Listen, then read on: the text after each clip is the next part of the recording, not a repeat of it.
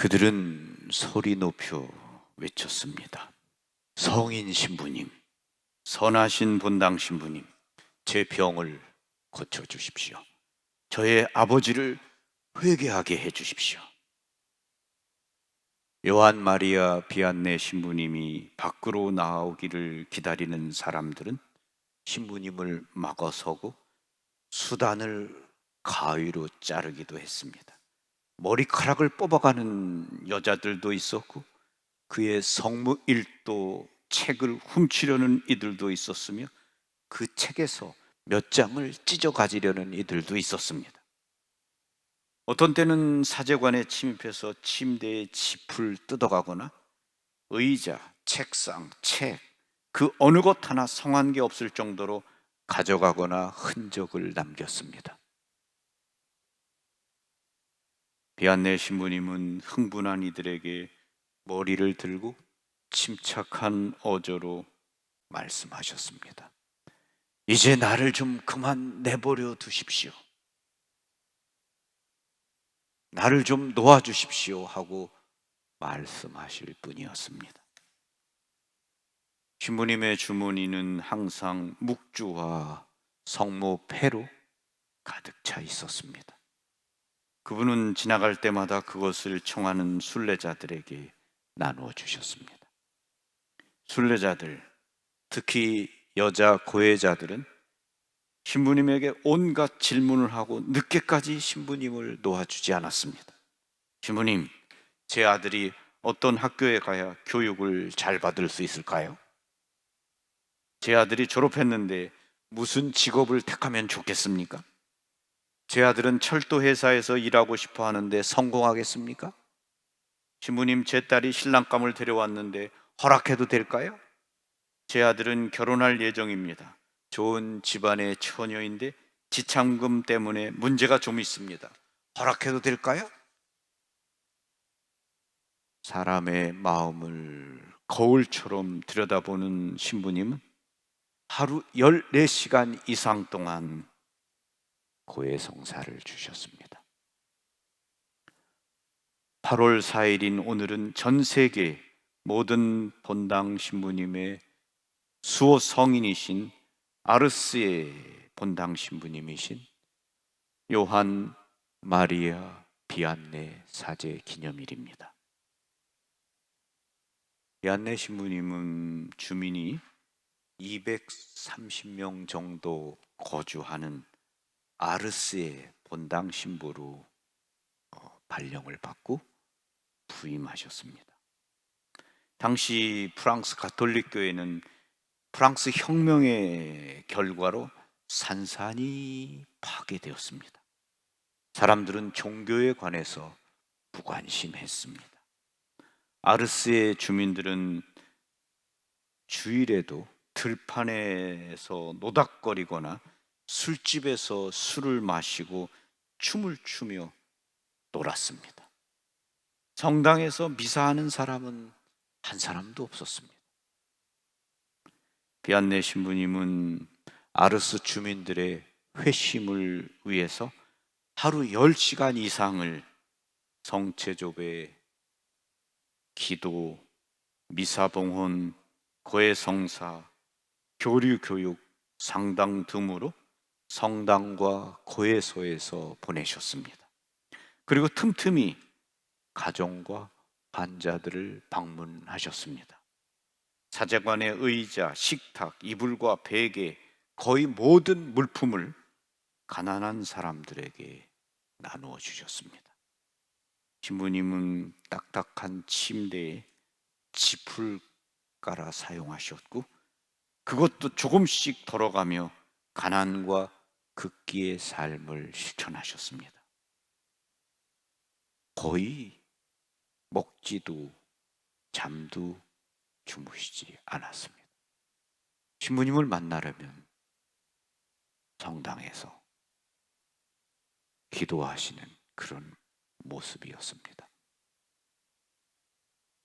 처음에는 시큰둥하던 마을 주민들은 이러한 신부님의 모습에 점차 마음을 열기 시작했고 감동을 받았습니다. 몇 년 후 아르스 본당은 비안네 신부님과 처음 부임할 때와는 완전히 다른 모습이 되었습니다. 주민들은 신부님을 크게 존경했고 성인으로 존경하기 시작했습니다. 미사 시간을 알리는 종소리가 울리면 성당은 신자들로 가득했습니다. 그리고 무릎을 꿇고 기도를 바치기 시작했습니다. 비안네 신부님의 명성과 카리스마는 널리 알려지기 시작했습니다. 1827년부터 신부님을 만나기 위해 수많은 사람들의 방문이 줄을 이었습니다. 1855년 한 해에 방문한 숫자만 2만여 명에 달았습니다. 그들은 모두 비안네 신부님에게 고해성사를 보러 왔습니다. 신부님이 죽을 때까지 끊임없이 찾아왔습니다. 한 해에 2만여 명 이상이 신부님에게 고해성사를 왔습니다. 하루 최소 16시간에서 최대 18시간까지 고해성사를 주셨습니다. 평균 2-3시간밖에 수면을 취하지 않으셨습니다. 1859년 8월 4일 41년 5개월의 사목 활동을 마치시고 73세로 선종하신 날 아르스의 모든 사람들이 슬프게 울었습니다.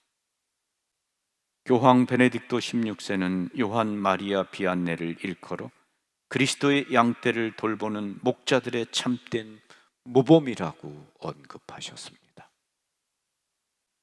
아르스, 작은 마을입니다. 그리고 그 마을의 중심은 그 성당입니다. 모든 사람들은 아마 밀밭 농사를 짓는 그런 사람들이죠. 그 마을에 사람들이 성인을 만나기 위해서 끊임없이 찾아왔습니다. 요한 마리아 비안네 신부님의 인생 좌우명은 모든 것을 사랑하는 하느님과 더불어였습니다. 모든 것을 사랑하는 하느님과 더불어.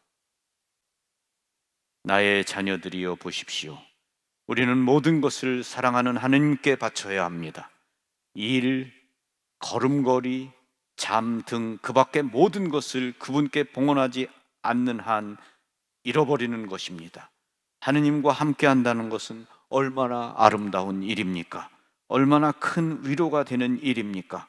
그분이 모든 것을 지켜보시고 모든 것을 용서하신다고 생각하면 아침마다 이렇게 기도합시다. 모든 일이 당신 마음에 드시도록 제가 하는 모든 일에 당신이 함께 해 주십시오. 모든 것을 사랑하는 하나님과 더불어 자신이 하는 모든 일, 우리가 하는 모든 일을 하나님과 더불어 하고 싶어 하지만 하나님이 왠지 좀 부담스러우신 분들도 많이 계시지 않습니까? 예를 들면 오늘 주일날 쉬는 날인데 놀러 가야 되는데 하느님 때문에 참 불편하다. 미사에 가야 되니까. 우린 여러 가지 경우에 그런 마음이 드는 때도 많이 있지 않습니까? 모든 일을 하느님과 더불어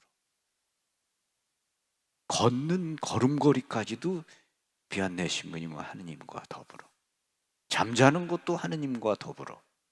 그러니까 그분은 모든 것을 하느님과 함께 하느님의 뜻에 맞게 하느님의 영광을 위해서 하신 거죠. 이 성인의 이러한 인생 좌우명을 닮을 수 있으면 좋겠습니다. 그리고 비안네 신부님은 성모 마리아께 대한 신심이 아주 깊으셨습니다. 4살 어린이 요한 마리아에게는 뛰어난 면이 하나도 없었지만 성모님을 향한 깊은 신심이 있었습니다. 요한 마리아는 자기 손을 어머니 손 위에 얹고서 성모성을 곧잘 암송하곤 했습니다. 어머니는 아이에게 작은 목각 성모상을 하나 선물로 주었습니다. 요한 마리아는 어머니가 준 작은 성모상을 자신에게서 떼어놓은 적이 없습니다. 69년 후 그는 임종하기 전에 이렇게 말했습니다. 나는 이 성모상을 참 좋아했습니다. 정말 좋아했습니다. 이 성모상을 늘 곁에 두었으며 이 성모상이 옆에 있어야 편안히 잘 수 있었습니다. 천주의 성모님은 나의 첫사랑입니다. 나는 그분을 알기도 전에 벌써 그분을 사랑했습니다. 비안내 신부님은 난 정말 이 성모상을 사랑했습니다. 이 성모님 옆에 있으면 항상 마음이 편했습니다. 잘 잘 수 있었습니다. 비안내 신부님은 성모님을 알기도 전에 그분을 사랑했다. 그분은 나의 첫사랑이다. 그렇게 말씀하셨습니다.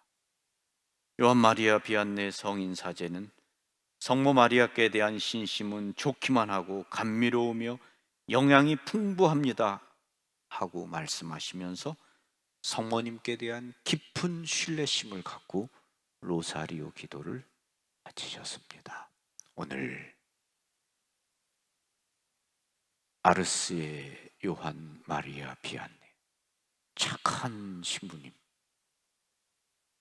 너무 좋은 본당 신부님, 고해 사제 신부님, 이 신부님의 축일, 모든 본당 사제들의 수호자이신 신부님의 축일입니다.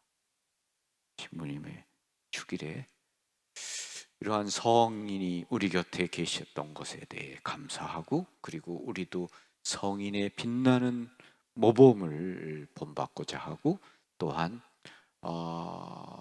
여러분의 본당 신부님들, 또 여러분이 알고 있는 신부님들이 비안네 신부님을 닮을 수 있도록 기도해 주시기를 바랍니다.